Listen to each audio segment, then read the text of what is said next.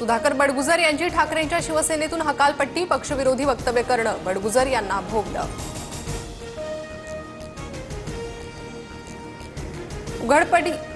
उघडपणे नाराजी व्यक्त करण्याची शिक्षा हकालपट्टी असेल तर मान्य आहे। पक्षातून हकालपट्टी केल्यानंतर सुधाकर बडगुजर यांची प्रतिक्रिया। बडगुजर म्हणजे नाशिकची शिवसेना नाही तर ते फक्त कार्यकर्ते। अहंकार निर्माण झाल्यावर अधपतनाला सुरुवात होते, संजय राऊतांचं विधान।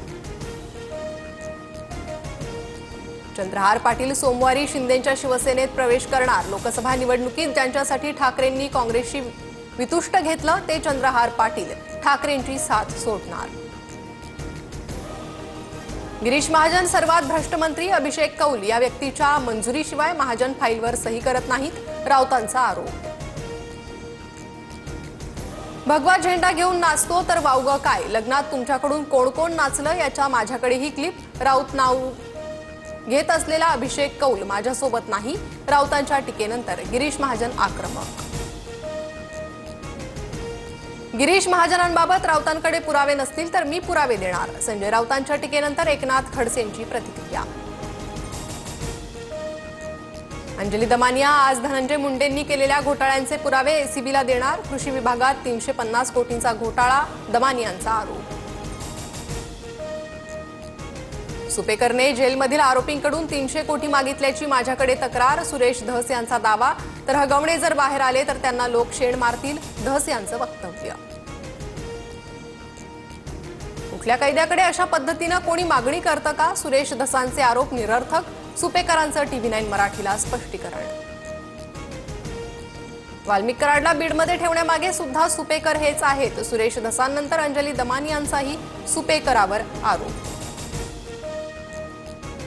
पुण्यातील वैष्णवी हगवणे मृत्यू प्रकरणात माजी गृहराज्यमंत्री सतेज पाटलांचं नाव चर्चेत। सतेज पाटलांसमोर झालेल्या सुनावणीनंतर निलेश चव्हाणला शस्त्र परवाना। हगवणे जेसीबी प्रकरणात आता इंडसइंड बँक चौकशीच्या फेऱ्यात। जेसीबी कोणी जप्त केला, शशांकनं ताबा कसा घेतला याची चौकशी होणार। शशांक लता हगवणेवर येळवंडेंकडून 11 लाखांची फसवणूक झाल्याचा आरोप। अजित पवारांकडून विकास कामात अडथळे, शिंदेंच्या मंत्र्यांची तक्रार। स्वतः मुख्यमंत्री फडणवीस आणि अजित पवारांशी बोलून प्रश्न सोडवेन, शिंदेंचं नाराज मंत्र्यांना आश्वासन। सूत्रांची माहिती। निधी देताना माझ्यासह मुख्यमंत्र्यांचीही सही, पुरवण्या मागण्या तपासूनच निधी मिळणार। सेनेच्या मंत्र्यांनी नाराजी व्यक्त केल्यानंतर अजित पवारांचं बैठकीत मत।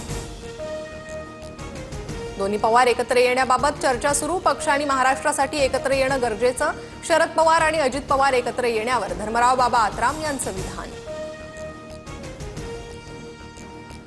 योग्य वेळी तुम्हाला तुमच्या मनातील बातमी कळेल। राज उद्धव ठाकरे एकत्र येण्याच्या चर्चांवर संजय राऊतांचं वक्तव्य। मुंबईत भाजप मोठा भाऊ तर शिवसेना लहान भाऊ असणार। मुंबईत सध्या भाजपच्या नगरसेवकांची अधिक संख्या असल्यानं भाजप अधिक जागा घेणार। सूत्रांची माहिती। नागपूर पालिकेवर ठाकरेंच्या शिवसेनेचा जनआक्रोश मोर्चा। नागपुरातील विविध समस्यांकडे लक्ष वेधण्यासाठी शिवसैनिक आक्रमक।